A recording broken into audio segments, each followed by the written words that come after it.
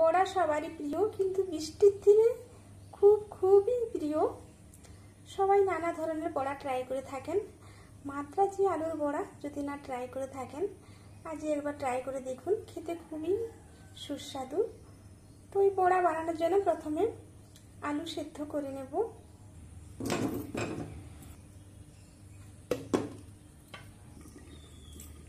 এবার দেখে নেব আলুগুলো ভালো মতো সেদ্ধ হয়ে গেছে, বের করে নেব।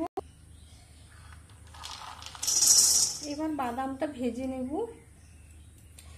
দুটো শুকনো লঙ্কা আছে, এগুলো বাদামের সঙ্গে দিয়ে দেব।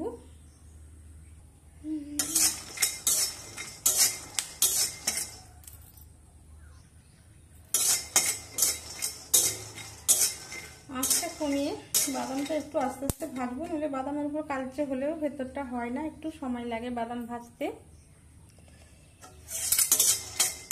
এবার লঙ্কার সময় বাদামটা ভেজে বের করে নেব।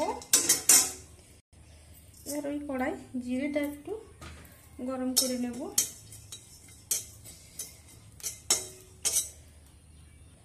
এবার বাদামটার খোসা ছাড়িয়ে হালকা গুঁড়িয়ে নেব। জিরেটা গুঁড়ো করে নেব, শুকনো লঙ্কাটা গুঁড়ো করে নেব। এবার আলু ছাড়িয়ে নিয়েছি, আলুর মধ্যে দিয়ে দেব গুঁড়ো করা বাদাম, জিরে লঙ্কার গুঁড়ো। জিরে লঙ্কা একদম মিহি করে গুঁড়ো করিনি, একটু দরদরে রেখেছি। আর দেব স্বাদ মতো নুন।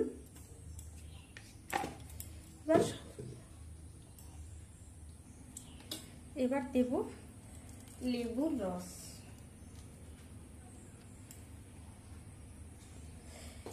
এবারে লেবুর রস দিয়ে ভালো করে আলুর সঙ্গে সবকিছু মেখে নেব। বৃষ্টির দিনে তো বড়া খেতে ভালো লাগে, আর আলুর বড়া খুবই ভালো লাগে।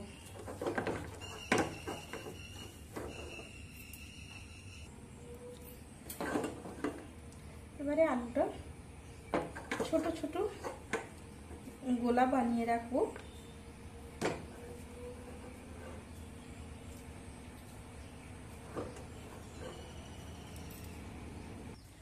এবারে আলুর গোলাগুলো একটু চেপে নিয়ে শুকনো বেসনের মধ্যে দিয়ে রেখে নেব।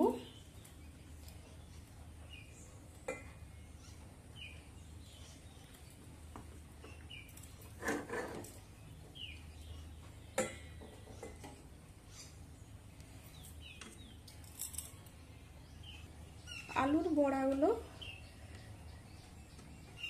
রেডি করে রেখে, বড়া নয় আলুর গোলাগুলো চেপে চেপে রেডি করে রেখে, এবার বেসনের মধ্যে নুন অল্প তেল দিয়ে ঘন করে একটা ব্যাটার করে নেব। এবার একটা প্যান বসিয়ে এর মধ্যে তেল দিয়ে দেব।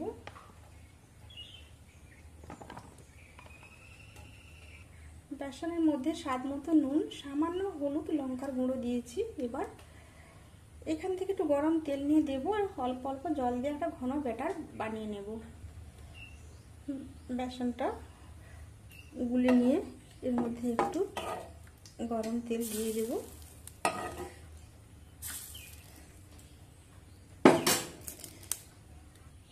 এবার তেল গরম হয়ে গেলে ব্যাটারের মধ্যে আলুগুলো বেসনে ডুবিয়ে দিয়ে দেব।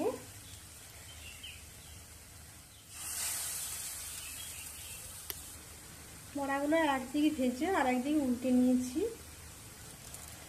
হালকা লালচে করে ভেজে। এবার একটা প্লেটের উপর টিস্যু পেপার দিয়ে এগুলো এক এক করে তুলে নেব। এবার বড়াগুলো সব তুলে বাকি বড়াগুলো ভেজে নেব। প্রথম বড়াগুলো উল্টানোর সময় উপরে একটু গরম তেল দিয়ে দেব, নইলে বড়াগুলো উল্টে দিলেই চারদিকে বেসনটা, উপরে নরম বেসনটা চারদিকে ছড়িয়ে পড়ে। যে আমি একটা দিয়েছিলাম, চারদিকে ছড়িয়ে পড়লো। এবার আর একটা দেব, এটা কিন্তু ছড়িয়ে পড়লো না।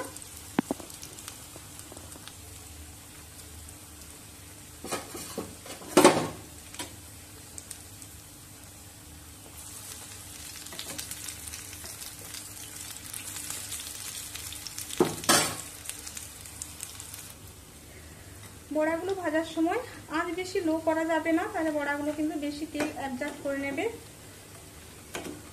একটু মাঝারি হাই করে বড়াগুলো ভাজবো। সেকেন্ড ব্যাচে বড়াগুলো ভাজা হয়ে গেছে, এক এক করে বের করে নেব। আমি কিভাবে মাদ্রাজি বড়া ভাজলাম আপনাদের সঙ্গে শেয়ার করলাম।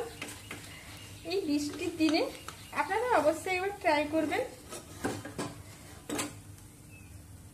আর কেমন লাগলো খেতে অবশ্যই কমেন্ট করে জানাবেন।